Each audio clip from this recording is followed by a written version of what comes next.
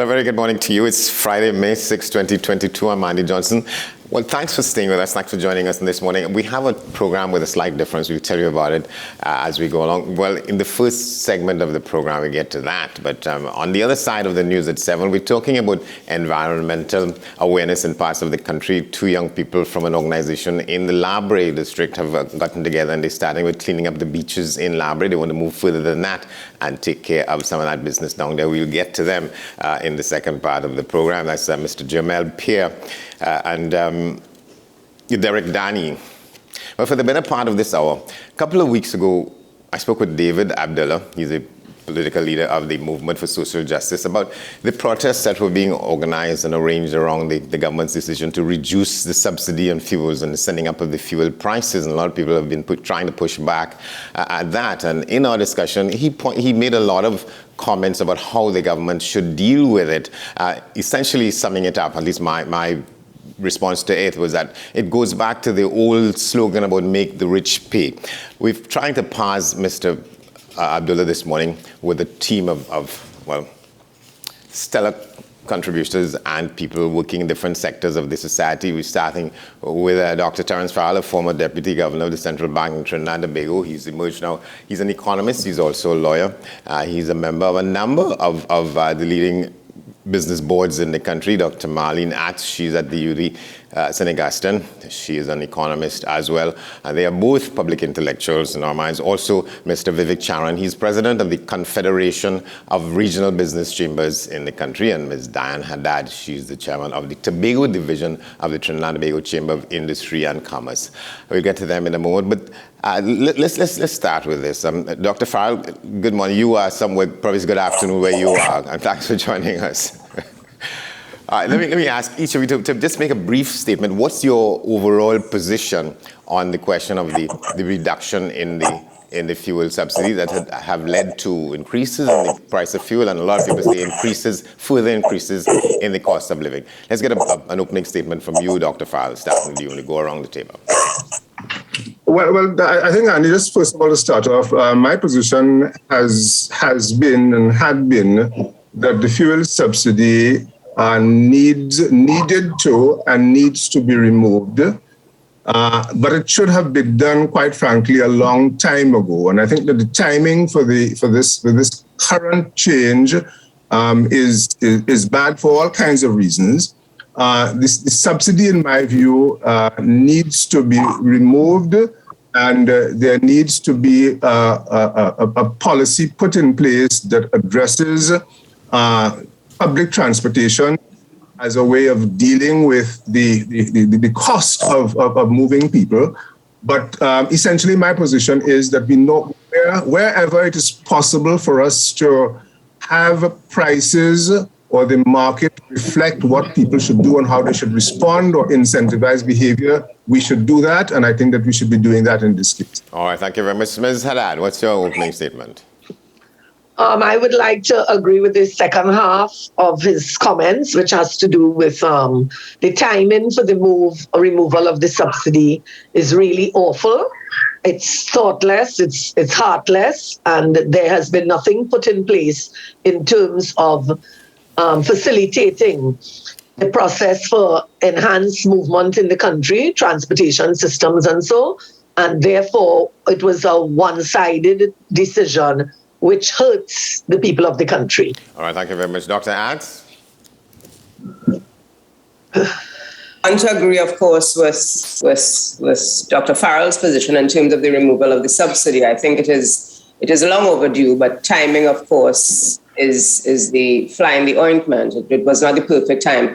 But I also want to suggest that in terms of the transportation costs to which Dr. Farrell referred, and of course Ms. Haddad as well, I think there were other ways in which the removal of the subsidy and the impact sitting on the maxi drivers, for example, some of those private transportation providers, there were other ways in which they could have incentivized them so that the removal of the subsidy would not lead to the protests that they wanted to have, and of course the ultimate where they are threatening. Some of them have actually increased their fares, and some of them are threatening to increase their fares. So I think there was a way in which the subsidy could have removed. It should have been done, and I agree with Terry on that, It should have been done many years ago when the country was in a different space, pre-COVID, of course, when the country was in a different space, and mentally and culturally, the country would have been able to absorb that shock. But certainly in terms of what has happened the past few weeks, the transportation sector, I think there was a way in which alternative arrangements could have been made, certainly with the maxi and taxi drivers, to allow them to absorb,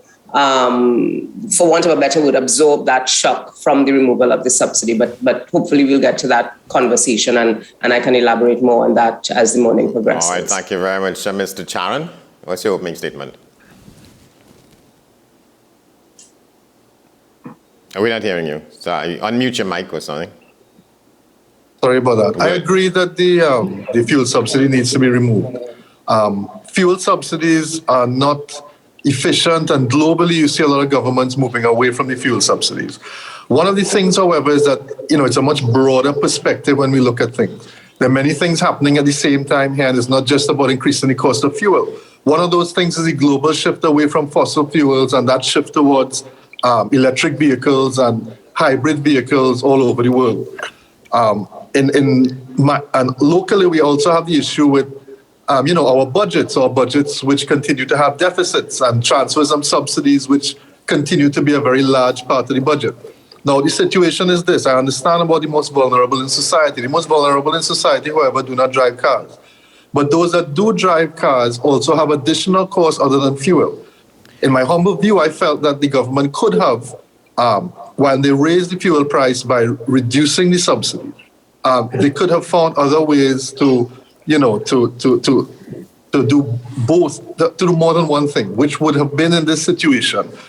Continue to incentivize the movement away from fossil fuels and move together with that global shift towards electric and hybrid vehicles by removing the taxes and duties on all hybrid and electric vehicles, even if it's for a short period of time, let's say 5 years or something like that. All right, thank you very Secondly, much. So just hold the point. I want to get to let's bring in David Abdullah, because the discussion really is around getting responses to what he said about it. And one of the first points he made was that it is going to create, and it is creating greater hardships for people. It is increasing inequality in the society. Let's take a listen to him on that point.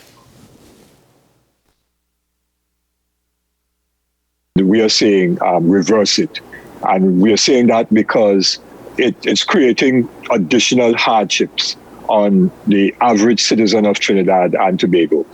And not only are food prices rising and will continue to rise throughout the year, given all of the information coming out of the world economy with the war in Ukraine and the prices of wheat and corn and therefore animal feed and flour and all those things going up, shortages of fertilizer, which means that ammonia prices have gone up, which means higher cost of producing food for farmers. All of these things are going to impact on the pockets and on what people can afford to put on the table. All right, Dr. Farrell?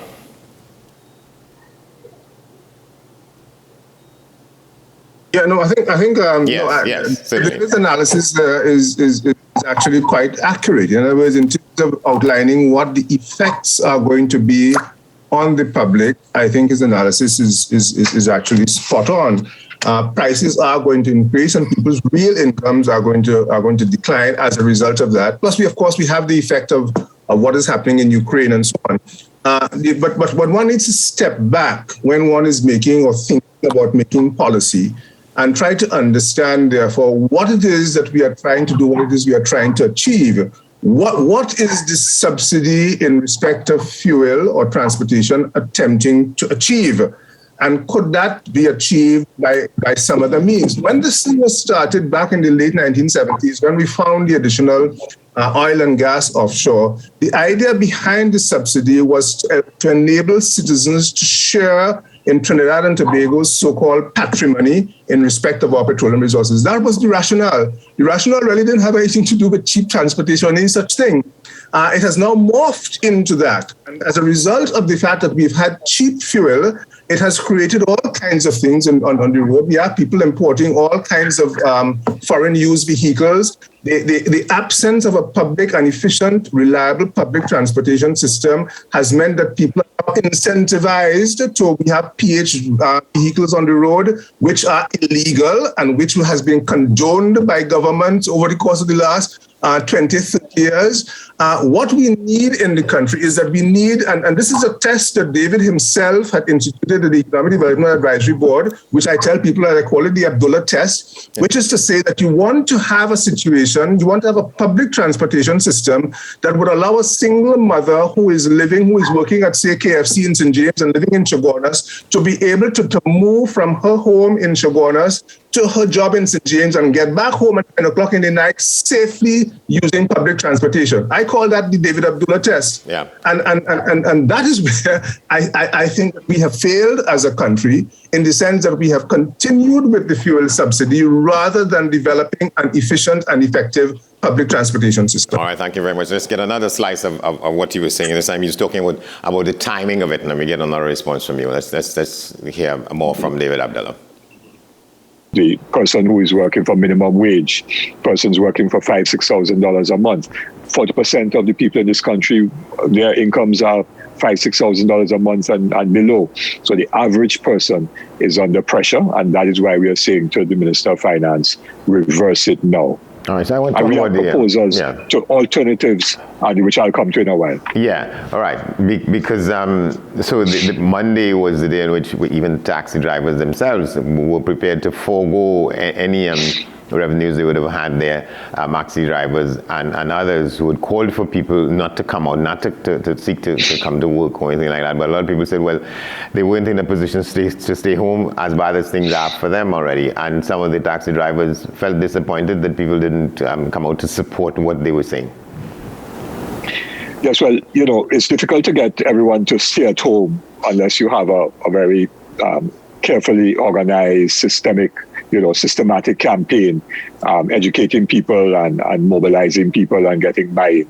Making a call for people to stay at home is just like that wouldn't work. I think that their call to was for taxi drivers. This was a taxi drivers association, for taxi drivers not to work. Some didn't work, some did. And that shows, again, there's a certain lack of unity within those ranks. But each of the actions that people take signals or ought to signal to the government, whether it is a humongous action or not as large an action as people may expect, it signals to the government that there is dissatisfaction with the way in which they're running the country, that people are hurting. All right, so let's get some brief comments from each of you, the other three now, starting with you, Vivek Charan. One of the things, I understand what David Abdullah is saying. One of the things they could have done, the government that is, reduce taxes and duties on car parts. One of the largest costs of running a car after fuel is obviously the maintenance of vehicles. And we're looking at goods vehicles here. One of the things was reduce the taxes or remove the taxes on things like shocks and stabilizers. Reduce taxes on tires. Have a different duty structure for different parts. And that would have helped people maintain their vehicles over a longer period of time if they're looking to eventually maintain that transition from, let's say, gas to a hybrid or electric vehicle. That being said, transport vehicles or commercial vehicles, there are no hybrid or electric panel vans and trucks and so on at this point in time. So that being said, when it comes to diesel and so on, it is going to become more expensive. And the offset of that would have been reduce that 30% duty. There's a 30% duty on all car parts and tires and that sort of thing. Right. Reduce that or remove it on certain parts to allow for the wear and tear and reduce the overall cost of what it is to run a vehicle. All right, Many of what the other presenters have said about a system of transport throughout the country to get people from areas of less commercial activity to more commercial activity. I think that is also crucial, in raising people's standard of living and so on. All right, thank you very much. Let's get you back, Diane Haddad. Andy, I really want to say that the effect of the fuel price is not just on transport. So while we are just focusing on transport, everything that we do runs with some form of energy. And therefore, the knock-on effect generally is going to really, really hurt the pockets of persons who are already hurting. And I want to say that, and David speaking about the taxi drivers who didn't support, it's not that persons cannot support or didn't support, it's that people just cannot afford to lose $1 at this time when their vehicles are probably in threat of foreclosure, because I've heard that a number of them, taxis and so on, in foreclosure for the periods that they were not working or not bringing in revenue. And so persons in that position have a decision to make. Now, what it says is that we have to find different forms of telling our government whether we are pleased or displeased, or whether what they're doing makes sense or not. And when we speak of the fuel subsidy, and Dr. Farrell said it, it was supposed to be something that gave a benefit to every citizen in this country. As it stands now, there are only certain persons that are going to be able to afford to continue to live their lives, and the disparity between the filthy rich and everybody else is going to be very, very wide. And so we need to be careful as to how we put forward what we are saying, because the reality is the cost of living is rising just from what's going on globally. And the demands for higher wages, and so it's only going to become a vicious cycle for the business community in terms of how they continue to carry on these increased demands and so. And where's the financing and funding coming from when they've just come through 2 years of a pandemic where losses were tremendous, and the financial sector has literally done nothing to support that. All right. So, and there's been no government call or demand for the financial sectors to do anything, and therefore we are in a big net. And I don't understand the thinking behind it. So David Abdullah is quite correct. And the action cannot be just calling on people to give up what already is very scarce. All right, thank you very much. I think there's a point that he made about how the elites in society are not understanding what is happening on the ground. I'm not sure if this will come up in this next clip, and then we get Dr. Atz to come in on the other side. But let's go back to pausing him. The elites of the society are not understanding what is taking place with the lives of ordinary people on the ground. Dr. Atz? Yes, Andy. Quite an interesting conversation, and I agree with David on many of the pain points that he identified. The timing was awful. It's what we call the middle of the month trauma. So to have increased the prices and the effect taking place on the 19th of April, and then school reopening at the same time, and a whole host of realities converging. So the economy is now reopening, people are now getting back to regular life, getting back to some jobs, and then you have these fuel increases. So the timing was awful, but necessary, because as Dr. Farrell correctly said, I think one of the challenges that we're facing in Trinidad and Tobago now is that we're not confronting our present-day reality and our historical reality. Trinidad and Tobago's economy and the subsidies that we continue to enjoy have really been in the context of the nature of Trinidad and Tobago's economic system, what economists call a rentier-type economy. So our wealth comes from the fact that we were earning significant amounts of revenue from the oil and gas sector.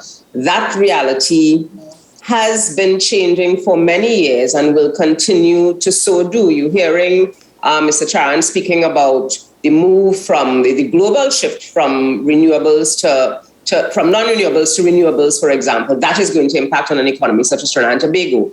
And with that change, with those winds of change, will of course require changes in terms of how the government attends to national matters, but also they will require a cultural shift in terms of how we, the people, view these changes and embrace these changes. So the first change, for example, is the removal of the fuel subsidy. And we have to wean the people, we have to wean ourselves off of this notion that we can continue to benefit from the subsidies, because the circumstances under which those subsidies were introduced back in the 1970s, those circumstances are significantly different.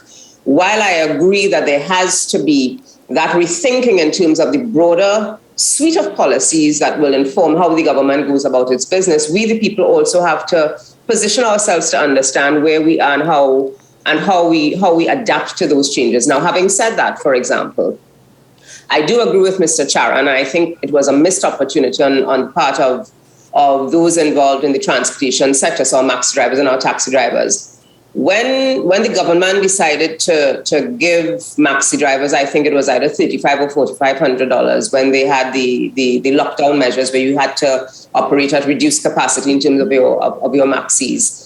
That was the opportunity to say, well, why not remove, as Mr. Charan correctly said, remove some of those duties and those taxes on parts, because maintenance is really the significant cost that our public transportation industry has to bear. So I think that is one of the alternatives that can be put on the table in terms of the fuel subsidy and softening that blow and essentially cushioning the impact that the removal of the subsidy can have, the reduction of the subsidy, I should say, will have on fuel prices and, of course, on transportation costs moving forward. But I do think that we find ourselves in a space where we have to redefine our economic models, because things are going to continue to be very different for us in Trinidad and Tobago as we move forward. But we, the people, also have to embrace these changes and make different kinds of decisions as consumers, and that will require, to me, a broad sweep of public education and embracing our reality and embracing the changes. Because apart from the fuel subsidy, we're going to see increases in food prices. We're going to continue to see increases in food prices, not because of the fuel subsidy per se, but because of the geopolitics that are taking place around us, and those are going to have impacts on us as we move forward. All right. There's this other point which he's making that I think in this case he's pointing out some alternatives. Among one of the things he said is he called out some big business operations in the country, saying that in spite of what we're dealing with here, they have declared increases in profits and that they should pay more for that. I think let's see if we get that coming up in this one, and be open to discussion after that again. But there's also, of course, the narrative which the government would put out and which others are propagating, that there's no alternative to what the government is doing, that the price of oil is now over $100 US a barrel, and because of that, the price of fuel will automatically go up and the government can't afford the subsidy. So that's the government's narrative. All right, that question about, the government had no alternative. I think each of you has said that there were alternatives. Let's start with you, Dr. Farrell. You want to go back to the point you made earlier of how this thing could have been addressed differently? So my point on that, I think, is really quite simple. It is saying that, number one, we need to let the prices, we need to let the market influence people's behavior. So Marlene keeps talking about the question about weaning people off certain kinds of things and changing consumer behavior. In my view, as an economist and as a citizen, one of the best ways of doing that is let the prices signal to people how they should behave. When prices go up, people will change their behaviors. People will look for alternatives. That's how economies work. It will induce people to bring additional supply into the market. So let the price system work in the way that it is more efficient than any government bureaucrat or any government minister could ever possibly be. So therefore, my position has always been, let the price system work as far as it can work. There is this role for government in terms of government regulation, in terms of government, when you have windfall situations, as we have with prices as they are, yes, the government can step in and tax. Now, David made the point in his presentation about the fact that you have these big companies making lots of profit and so on. I would just want to make the point that profits are a necessary part of any economy going forward. It is the foundation for investment, and the economy needs to have investment in order to grow. The economy cannot grow unless we increase the investment rate. Our problem in this country at this point in time is that we have no clue, tell you the truth, Andy, we have no clue what our investment rate is and what the investment rate that is required to enable us to achieve a particular rate of growth that we desire to have. We just simply don't know. The CSO does not produce the numbers. And profits are needed in order to increase investment.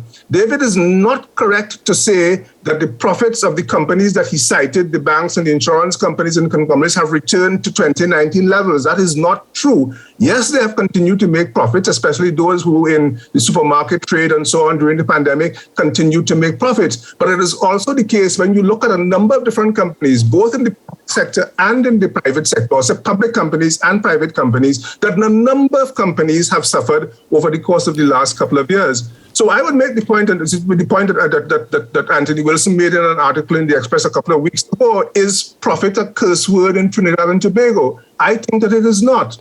And we can ask the question, what it is that is incentivizing our profits in Trinidad and Tobago. What is incentivizing profits in a lot of instances, and David is right on that, is a certain kind of rent-seeking behavior on the part of our private sector. So many people in the private sector, many companies in the private sector are dependent on the government for their profitability. We have to change that too. We have to change not only the behavior of the public and the consumers in respect of the fuel subsidy, but we also have to change the behavior of the private sector and our private sector leaders in terms of what are the kinds of things that they want to invest in. We don't need, how many more malls do we need? All right. How many more foreign exchange consumer activities do we need in the country? All right, so let's get a response probably to that specificity from both of you, Diane Haddad and Vivek Charan. Let's start with you, Vivek Charan. I agree with what was just said. If the government cannot have the fiscal stimulus to encourage growth at this time, then the profits of the private sector will do that. Because the profits of the private sector is really what will be used for growth and expansion. And in that growth and expansion is jobs and the ability to earn income or earn more income by individuals who are working with or who are associated with larger companies and larger businesses and stuff like that. And the way through this, really and truly, the way through an economy beset by inflation, global, local, and so on, is through jobs and the ability of individuals to earn income. And that is crucial because the ability to earn income at this time is going to offset inflationary pressures upon your life or upon the economy.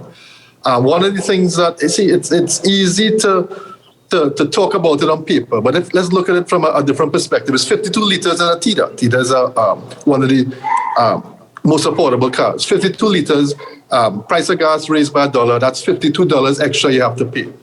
20,000 Tidas on the road is $1 million.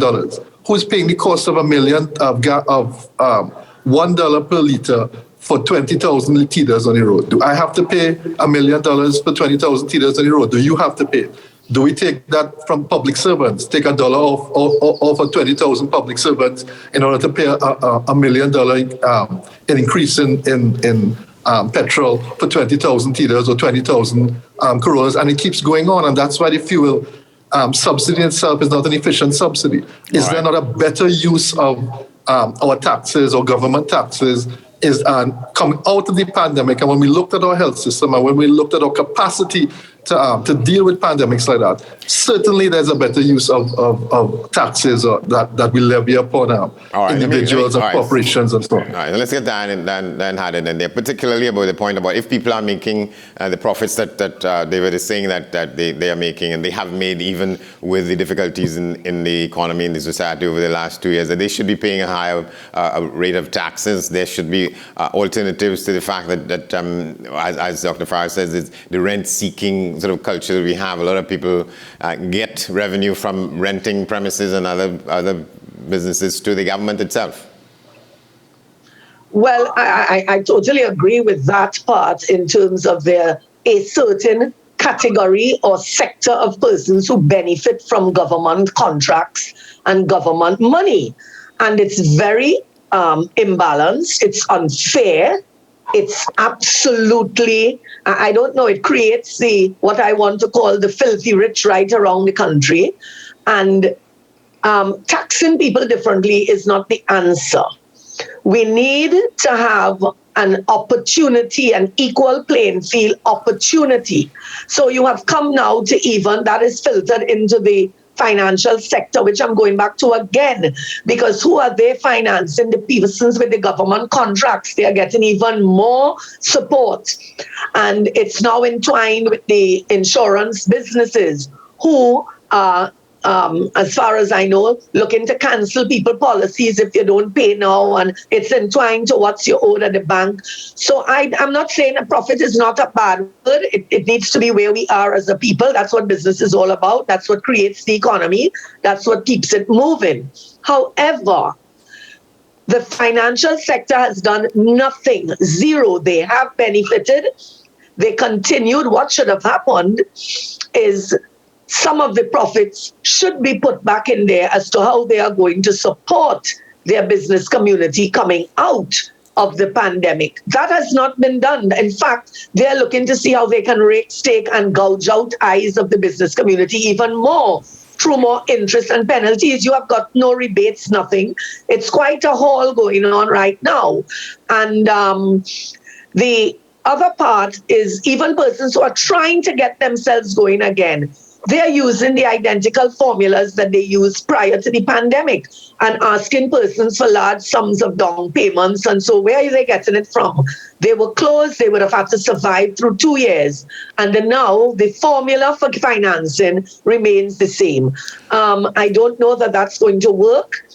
Unless those persons who have benefited, and I'm sticking here with the financial sector because I want to say that in April of 2020, that was a statement I made in terms of in order, depending on how long this took, the people to have invested back in this economy would have been our financial sectors taking a particular portfolio and moving with it. However, you have a government contract, yes, we can work with you. You don't have government money coming in, you are a risk. All right. So what is it saying is they are all playing a part of stymieing the other persons who need a chance to breathe and take us through the next 3 years. All right, let's see if the clip comes up now. He also made a point about how, in fact, the decision to shut down the Point of Pearl refinery was the wrong one, because if it were operating now, we were in a situation where foreign exchange would have been being generated, and we won't face a situation in which we have a shortage of foreign exchange to do what we have to do. Let's see if this is what he's saying in this clip coming up. Yeah. And there's a shortage of US dollars in the economy. So that is a problem if that was caused by the government shutdown of the refinery. Secondly, for a number of years, the subsidy was actually being borne by Petrotrin. Yes, and he's explaining how Petrotrin should have been bearing the weight of the subsidy, but it didn't happen because the government didn't allow it. But this question about the wrongness of the decision to shut down the refinery, Dr. Farrell. No, I think David is wrong on that. I mean, he's making the point that we would not have had the need for foreign exchange if the refinery was still operating. But that's actually not true. The need for Trinidad and Tobago in terms of fuel is, if my memory serves right, is about 25,000, 30,000 barrels per day for the country.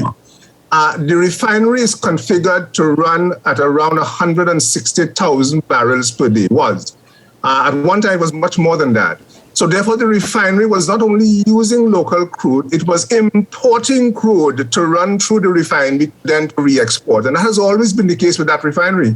So David is actually wrong in saying that we would have required foreign exchange. We would have required foreign exchange for the additional 120,000 barrels a day that you required to run the refinery at its minimum capacity.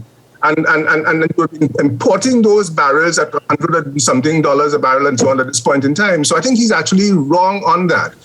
My position on the refinery closure is exactly the same position that I've had on the closure of the sugar industry in Trinidad and Tobago. We took 30 years to close down what was an uneconomic, unviable industry. We subsidized that industry to the tune of billions of dollars over that period of time, between the time that Tate and Lyle left. And the situation is exactly the same with the Petrotrin refinery. It was uneconomic to run that refinery, and I have been in support of the government's decision to close the refinery down. It was uneconomic.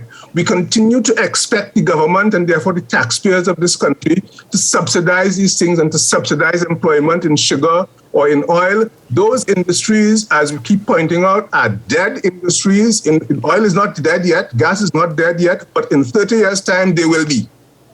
And we have to direct our efforts and our energies as a country and as a people to determining what the alternatives are that are going to generate sustainable jobs for our population in the years and the decades ahead. We keep hanging on to these old industries and these old shibboleths as a people, and we are confounding ourselves. We are getting ourselves into all kinds of fiscal and foreign exchange problems as a result. And unfortunately, the government itself does not seem to have any kind of vision or any kind of direction for taking us out of the situation that we are in. Yeah, you began, Dr. Atz, by nodding in the beginning of what Dr. Farrell was saying at the start. I wonder to what extent you agree with him right through with his last comment there. What's the government? I think he's absolutely spot on. I mean, we keep having these conversations that I like to say that they're almost schizophrenic. You know, we say one thing when the reality is completely different, but we expect different outcomes. And sometimes I myself get a little confused. So the conversation around Petrochin, I think, I understand where David is coming from, but I think it is not reflective of the realities that were confronting Trinidad and Tobago's government and the people of Trinidad and Tobago in terms of the inefficiency of Petrochin and the amount of subsidies that were going into actually maintaining this entity. So I disagree with David on that and agree with Terry on that particular point. But I come back to the point I was making earlier about the rentier kind of economy, the rent-seeking economy, that says because we have earned all of these revenues from the oil and gas sector, what Terry described as sharing in the patrimony, we think that we can continue along that path when in truth and in fact, the reality is very different now than it was 40 and 50 years ago in Trinidad and Tobago. And our population needs to embrace that, but the government also needs to embrace that truth and put systems in place and put policies in place that reflect the transition away from non-renewables into renewable energies. Because I don't think, for example, that is a widespread understanding and conversation in Trinidad and Tobago, because there are many things that will flow from that reality. If we have to transition out of oil and gas from those non-renewables into renewables, there are many implications in terms of how we educate our people, the new industries that we'll have to go into, the cost it will be to travel to Tobago, whether it's on boat, whether it's on the ferry or by plane, the implications that will have then for the hotel industry and the tourism industry in Tobago. Or there are a whole host of things that come out of that. So I really think that it is an opportune time for us to embrace the truth of our economic circumstances in Trinidad and Tobago as a people. And it is not simply about the government. I think, as I said earlier on in my contribution, there is time for us to rethink the economic model where the government is all things to all persons. I think we really have to take responsibility, more individual responsibility for what is happening to us in Trinidad and Tobago. And part of that conversation and part of that responsibility begins with paying closer to full market price for the things that we consume. Now, I disagree with Terry. Well, not disagree, but I think there has to be some phased approach to how you remove the subsidy ultimately, because there are persons in our society who are so vulnerable, the impact on them is going to be absolutely catastrophic. But I do think that we need to start to embrace realities, not just in terms of the price of fuel, but also in terms of the price of foreign exchange. So holding on to an arbitrary exchange rate, an artificial exchange rate, and thinking that it's really 6.74, whatever the rate might be, when our exchange rate really is closer to 10 to 1. And I mean, I understand from a political perspective why the government will not want to liberalize the exchange rate and why they keep putting more into the public system to try to keep the exchange rate because of all of the social implications and the cost implications that it will have. But we, the people of Trinidad and Tobago, really need to start to embrace our realities and the rolling back of the fuel subsidy, albeit with some of the pain points that come with that rolling back. I think it's part of the reality that we have to confront moving forward. All right, thank you very much, Vijay. Charan, the question, we the people have to rethink for ourselves rather than waiting for the government to do some of it, and tack that on to that suggestion that because you're all doing better in the private sector, you should pay more.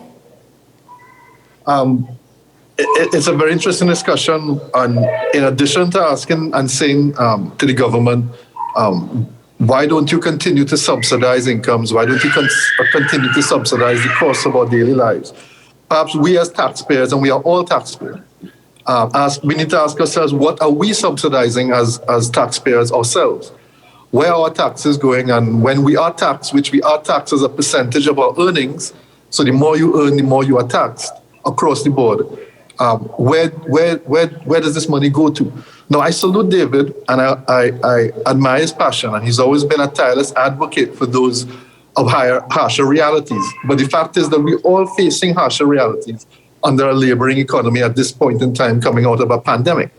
The question is, do we need to create more divisions in a society already labored with prejudice and divisions?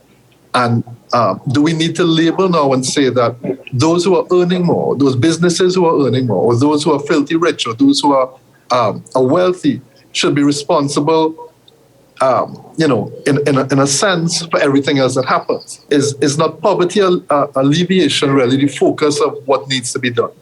Is it not job creation? Is it not expansion, growth, stimulus, things that can augment the income of persons in Trinidad and Tobago? Is that not where we should be heading?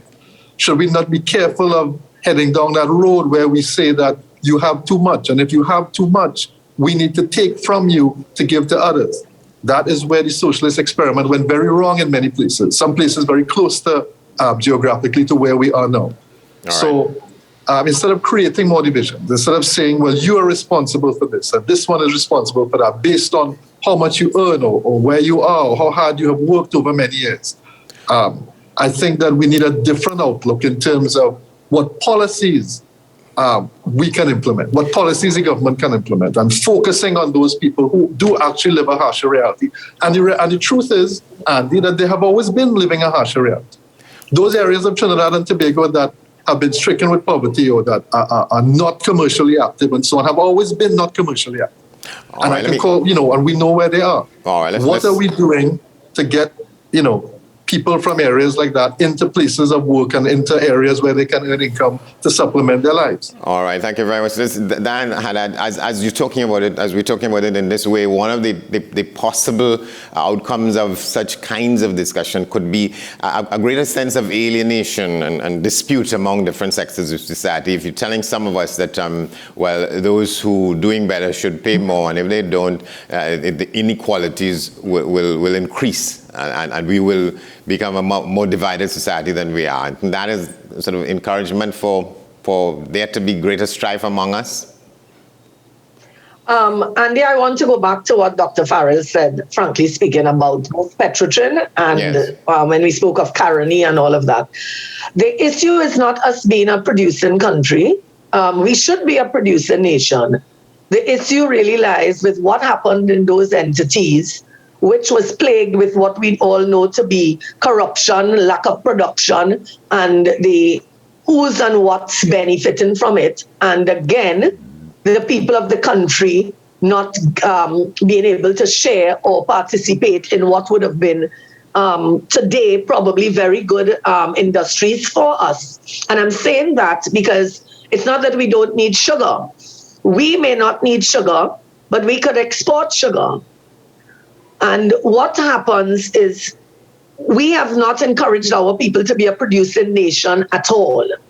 And there has never been funding put in a serious way in terms, we are speaking about 50 years ago and coming all the way down. Who was responsible for 50 years ago and coming all the way down? It is the same governments that we speak of that made decisions then and are making decisions now. And we have never brought our society to a workforce, to be a producing nation, to be persons who are proud. We have only brought ourselves into cultural behaviors of fet, and more fet, thief, and more thief, corruption, and more corruption. And that's where we are. We need to stop mushing it over with marshmallows where that is concerned.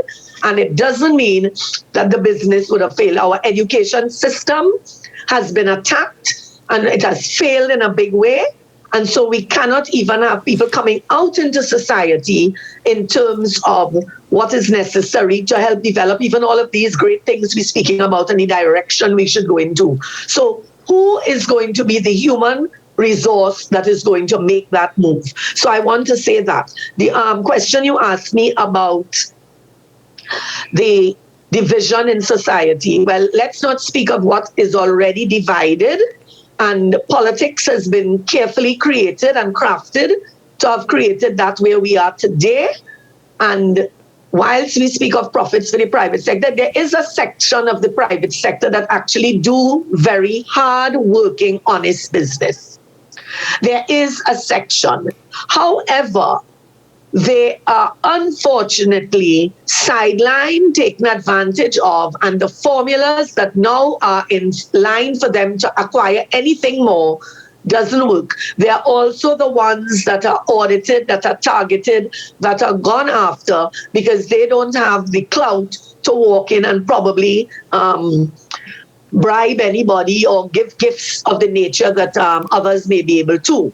So we need to be careful about what has been crafted in our institutions. It is the reality. And while our economists speak of the paperwork and what's going on globally, and I would like to put us into a number of other countries and see whether we could have done differently based on those economic formulas and not necessarily speak economics without the reality of what has taken place here for the last 50 years.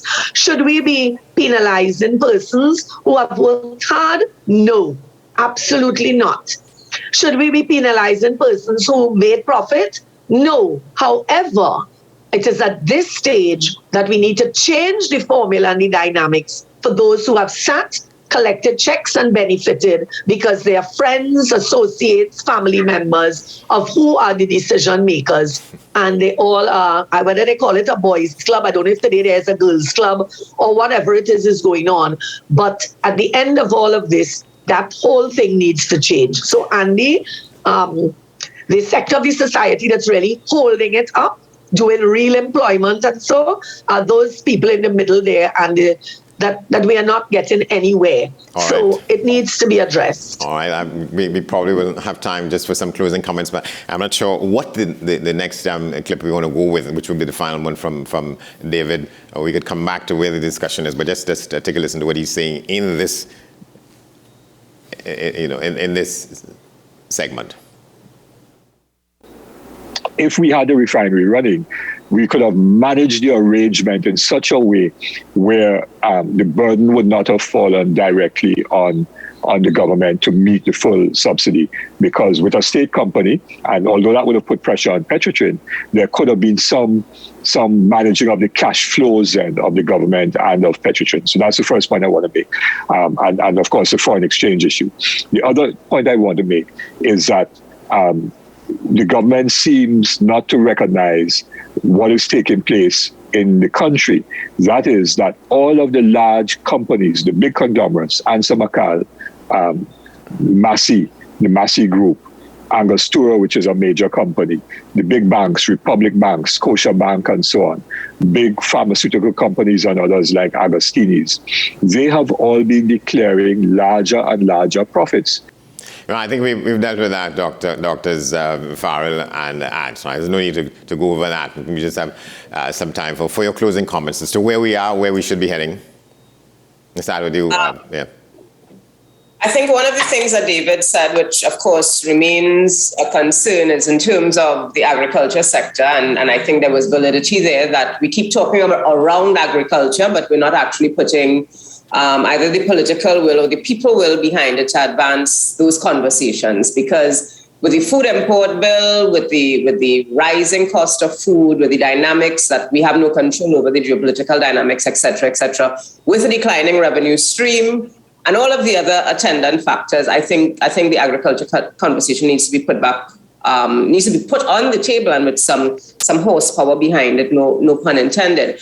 The issue of the progressive tax, while in theory I think that is that's an academic thing that might make sense, I don't think there is sufficient efficiency and robustness in our local system for that to make any sense. I do agree that the efficiencies in the private sector that manifest themselves in terms of profits is not something that I think we should aggressively punish or try to be punitive about, because they do in fact help to to flow through the system and to create levels of employment and to create economic growth in different ways. So I don't think that is necessarily the solution for us at this time. I agree with David about the point about the inequalities that we have to manage moving forward, but I think there really needs to be a holistic conversation as opposed to some of these very sporadic approaches to how we engage in macroeconomic management in Trinidad and Tobago, given where we are coming out of the COVID-19 pandemic and given all the uncertainty that surrounds us moving forward. But I really would want us to have a holistic conversation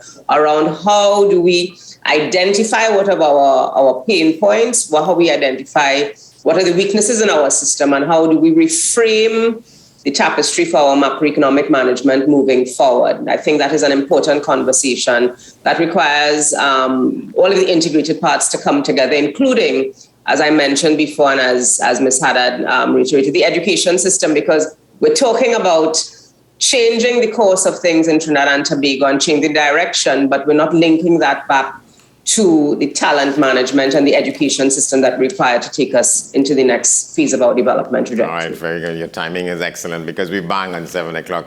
It just leaves me to thank all of you profusely for participating in the discussion, for agreeing to do that, and that Vivek Charan, Dr. Terence Farrell, and you, Dr. Marlene. That's going to do it for us for this discussion. Thank you all very much. You're welcome. All right, so we go to the news.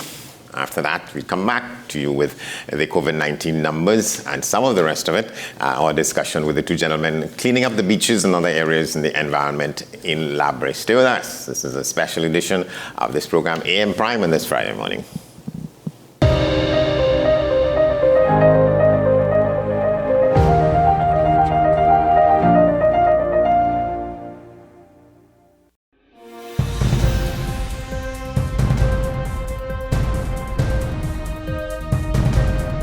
Seven is out. All day is in.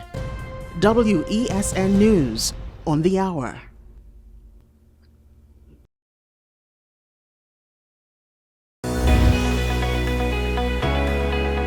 In this season, we talk more about health, wellness, and everything in between. I am so excited to share with you everything about health and wellness so that you can design the life that you've always dreamed of. Join me here on What's Up Doc. What's Up Doc? Tuesdays and Thursdays here on WESN, Content Capital. North Coast Jazz 2022. You asked for it. Consider it done. Park in comfort at the Queen's Park Savannah and ride in style to festival grounds for the biggest family event. North Coast Jazz and Heritage Festival. Park, ride, enjoy. It's all about family. Family Saturday, May 28th. Together again. Festival grounds, Blanchishers. Family. A tribute to Lord Nelson. North Coast Jazz and Heritage Festival. Born here, played here. Tickets available at Crosby, St. James, Extra Foods Arima, Grand Bazaar, Endeavour and Chaguanas, Extra Foods Sagre Grande, Digicel, Trin City and Gulf City Malls, WESN, 38 Gattaca Street, Woodbrook, Suntix.com, or call our ticket hotline at 628-5835 or 681-1516.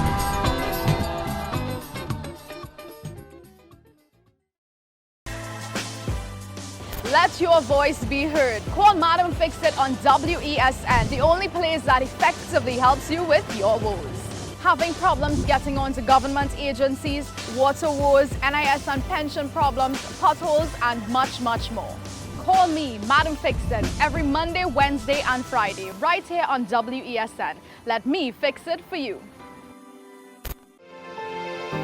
Burning questions, urgent topics. Welcome back to One-on-One, the show where we tackle the most current and pertinent subjects that are affecting all citizens, where we ask the hard questions and have in-depth conversations. What separates One-on-One from other talk shows is that the conversation stems from a younger perspective on topics that affect the fabric of our society. One-on-One, Wednesdays at 10 a.m. on WESN Content Capital.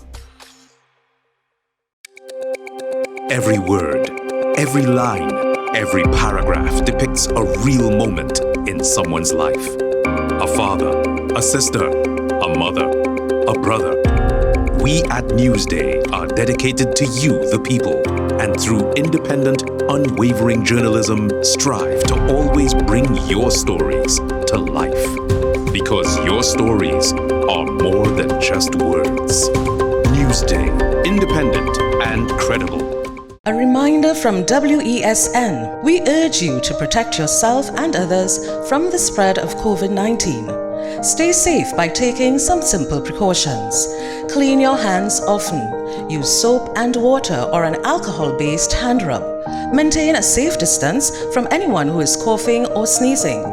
Wear a mask. Don't touch your eyes, nose or mouth.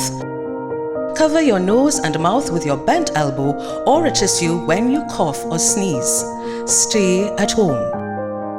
If you have a fever, cough and difficulty breathing, seek medical attention. Following the above can help us all to help each other.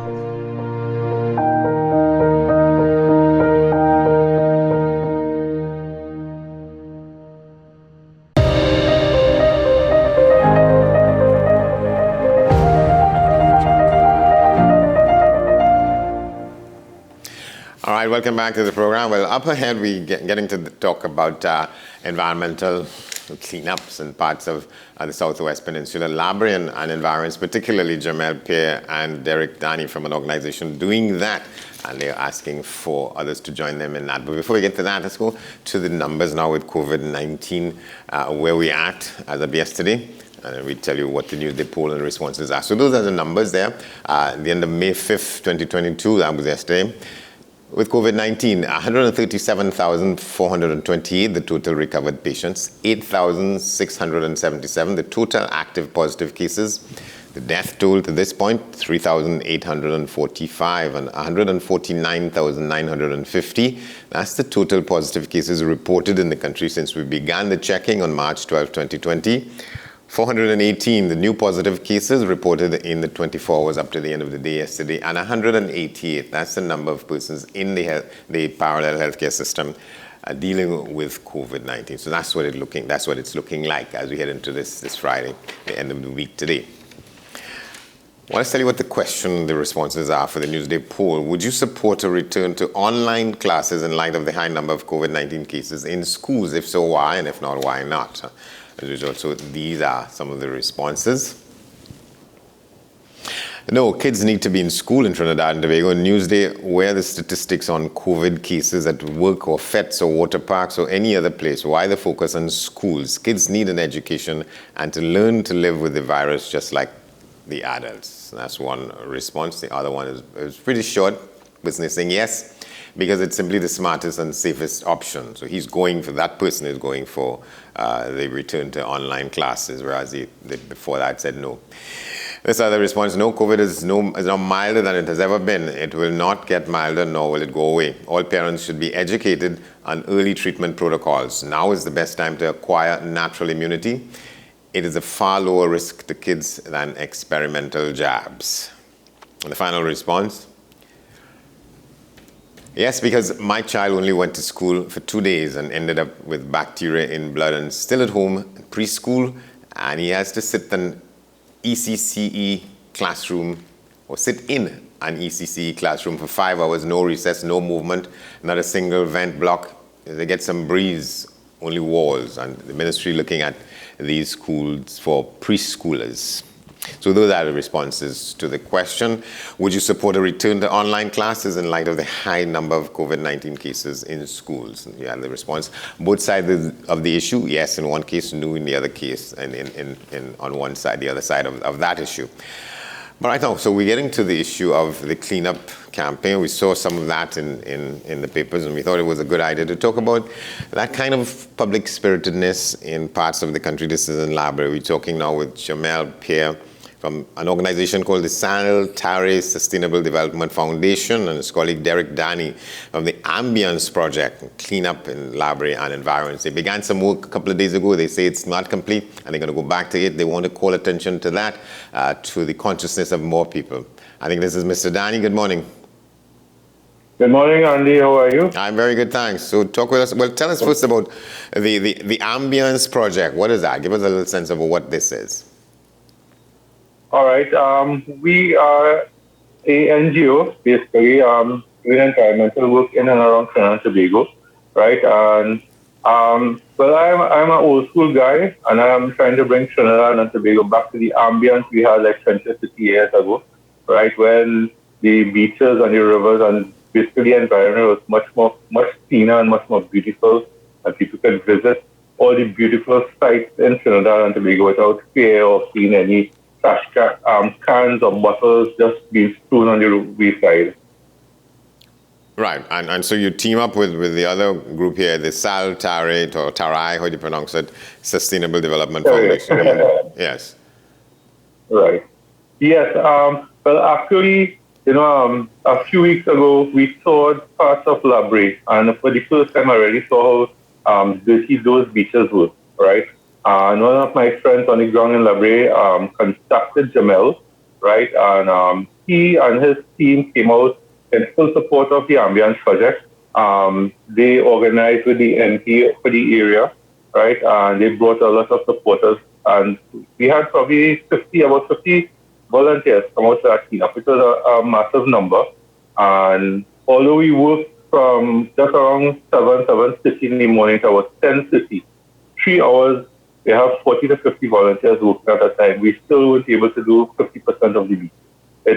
The volume of trash was immense, right? We collected 202 bags of garbage.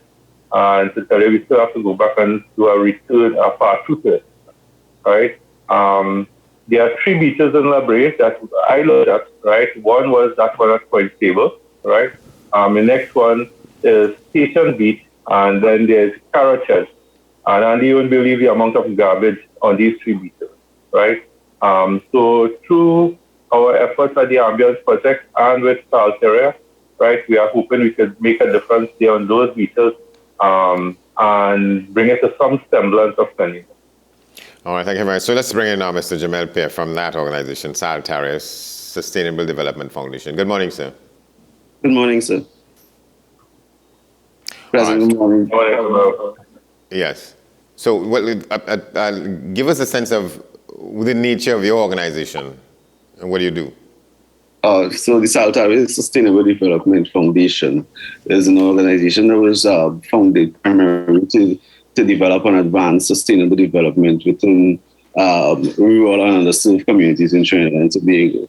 So we look at aspects of the UN Sustainable Development Goals, issues such as food security, and taking care of your environment, renewable energy, and those sort of stuff. Encouraging persons, to get into, looking after one another, planting their own food, doing community gardens, those sort of things, efforts that encourage persons to look after taking care of themselves and doing what we could to contribute to the development of our communities in a sustainable manner. And what's the response of Mr. Danny? He called the number of persons who joined in that effort last weekend and so on. Is that encouraging? Is it not? Yeah, go ahead.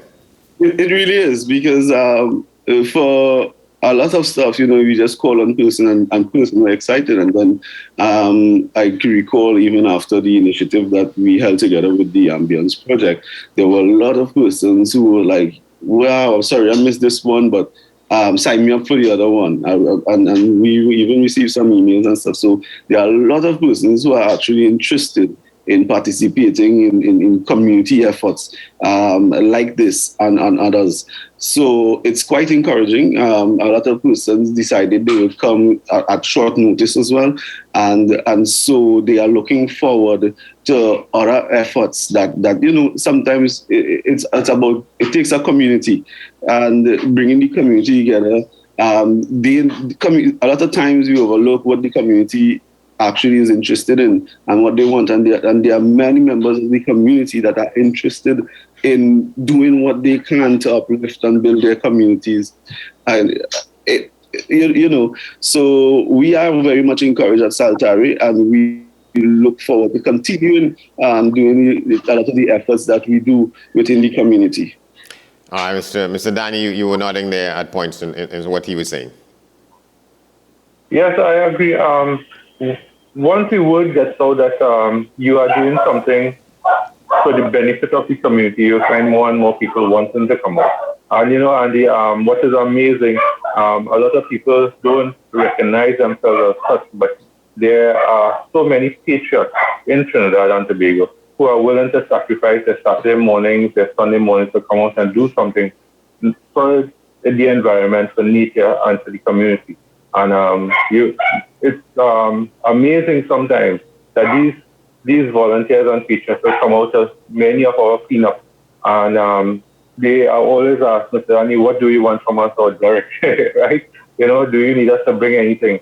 And so once you follow the track of what we are doing, I think you will see the difference we are trying to make, and hopefully, the word will spread. We will get more and more support, more volunteers and people coming out to support our cause. All right. I want to go back a couple of years ago. I think one of the beaches that you talked about, one of the areas you talked about, was at the Carrot Shed, where there was that significant oil slick some years ago. And I tried to follow it for a period of time, but then it got to the point where apparently there were different groups in the area, and there seemed to have been a breakdown in terms of solidarity among the people who were involved, and there were disputes. And the thing sort of faded after a while. The community couldn't get together. Some demands were being made, but there wasn't an agreement as to how to go forward with that. But before you respond to that, either of you, where is that situation now with that beach that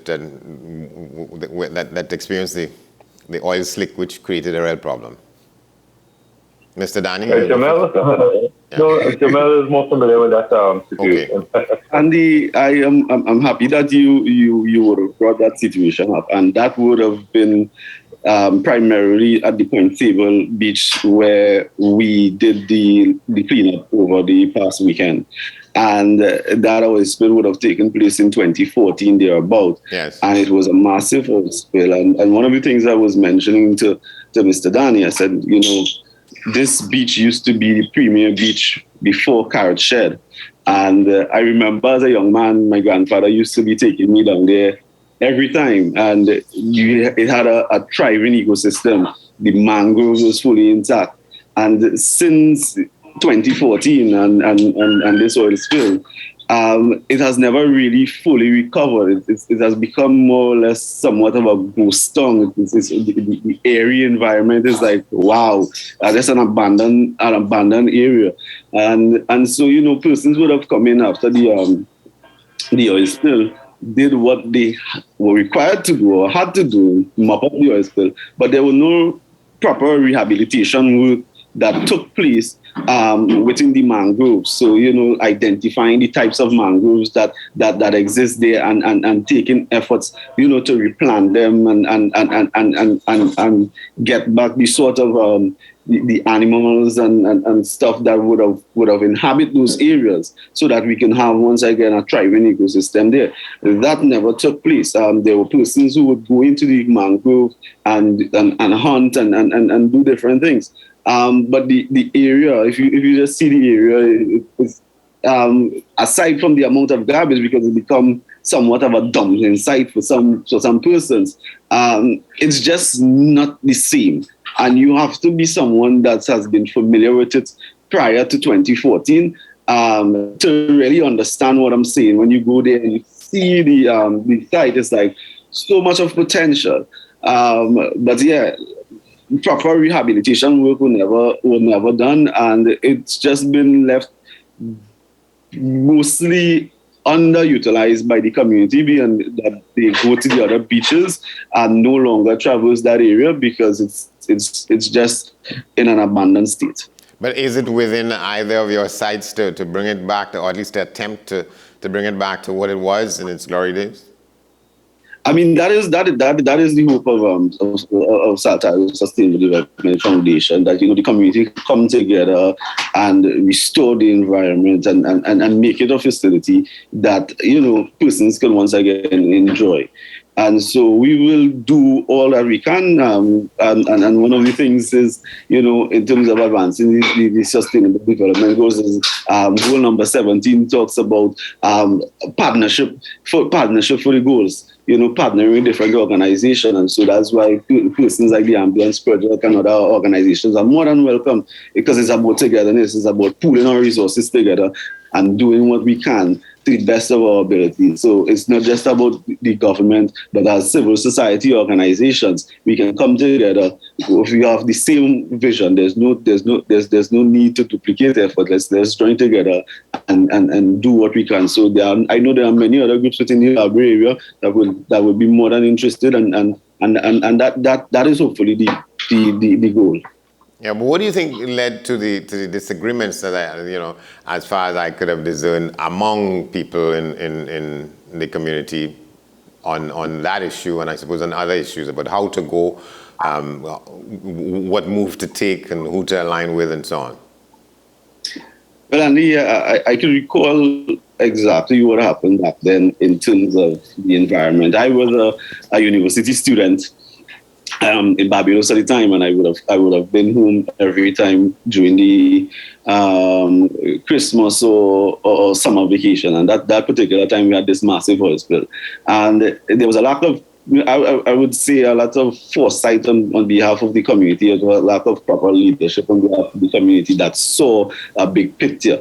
And there was an overwhelming short-sightedness that persons wanted to clean up the oil spill, not understanding the health risks that would have been associated with getting involved in that. And so persons just, and that's another socio-economic crisis that exists in the community of Labrie. There's a high level of and unemployment within the community. And so a lot of persons at that time would have felt, okay, they want work, they want compensation. But nobody never, from my personal perspective, I didn't think much persons would have envisioned the long-term impact. And we are almost 8 years down the line since then, and we are quite frankly seeing it. I'm not sure as to the breakdown if there was community only, because you have to remember, whilst there are companies who would have a legal obligation, they also have a social responsibility. And so there are those who could have taken their social responsibility a lot more serious and take it a lot further in terms of okay, they have that social responsibility to rehabilitate the environment in a manner in which they met it. And that didn't take place. There were also breakdowns, as you rightly said, on the community level, but also there was a lack of willingness to go further in terms of the social responsibility aspect of those responsible for that oil spill. All right, Mr. Dan, let's come back to you from what I read, and you said it at the beginning of the discussion that so there's much more work to do to go back and sort of take it up from where you would have left it last weekend. A lot of stuff is still to be collected in that area, and you all want to expand further down. Let's talk about, so what's happening this weekend, and what's the next big move? I think our next cleanup, we are looking at the 29th of May. Right? Jamel and I will have to talk some more. We have to try and ensure that we have the necessary supplies, like bags, gloves, refreshments for the volunteers and then put things in place for the 29th, about 7 a.m., right? And hopefully we have a nice turnout again and we can accomplish much more. Planning a cleanup is not very difficult. The most difficult thing is really to get the guys to come out. But I know Jamel and his group down there in Labrie will support us. And we have quite a few followers and things who would come out and support us too, right? And that is only one of the cleanups we have planned again. We have, just after 2 days ago, we had a request for Kelly Village, river in Kelly Village. It's completely filled with trash, right? That's with a couple other NGOs to do that sometime in June. And every week, every fortnight or so, we are approached by other entities who need support and things like these. So 2022, as we are getting out of the COVID lockdowns and things, we are getting very busy with these things.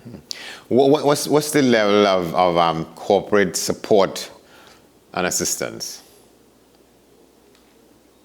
Either of you. Right. Well, in terms of the Ambience project, quite a number of corporate entities have approached us looking to support us.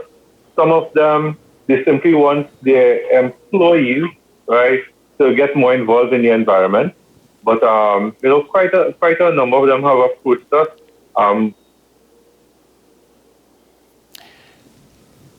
We seem to have a lot.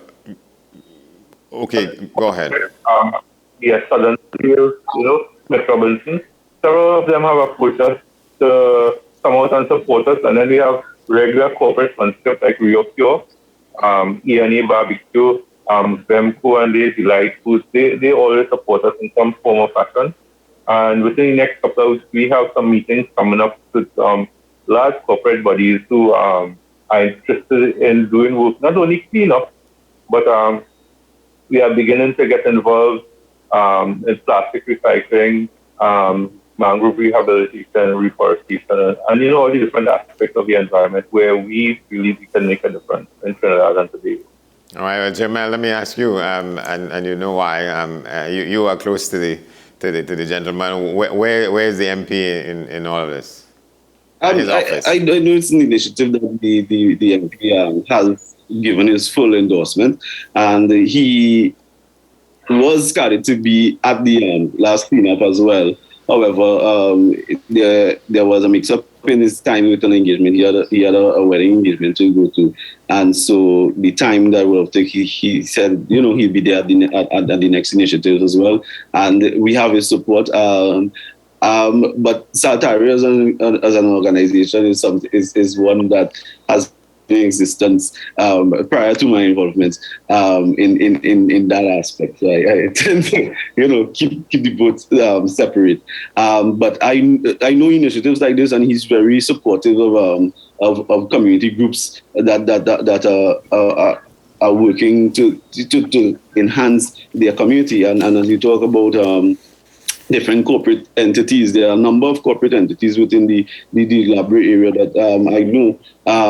One of them in particular is quite supportive of a number of groups, not just Saltari, which is the Trinidad Generation Unlimited, and I know they too have their employee volunteerism, and I'm sure we will invite them to participate, and I'm sure that they will be willing as well. But a lot more of the corporate entities within the community needs to look at the corporate social responsibility in terms of a sustainability manner. Looking at, okay, how could we assist these community organizations and the communities to sustain their efforts, not just give them a fish for today, but teach them how to fish, help them to build capacity, help invest in certain initiatives that they know wouldn't have to depend on them in the manner that we continue to every single time that there's an initiative that we want to undertake. All right. So, All right, thank you very much. We're going to have to leave it there. The time is upon us. But thank you very much, Jamal Pierre and Mr. Derek Danny, public-spirited citizens in the Labre area in the Southwest Peninsula, about the continuing need for cleanups in the area. Thanks to both of you. Thank you. Thank you very much, Andy, and to you. Have a good day.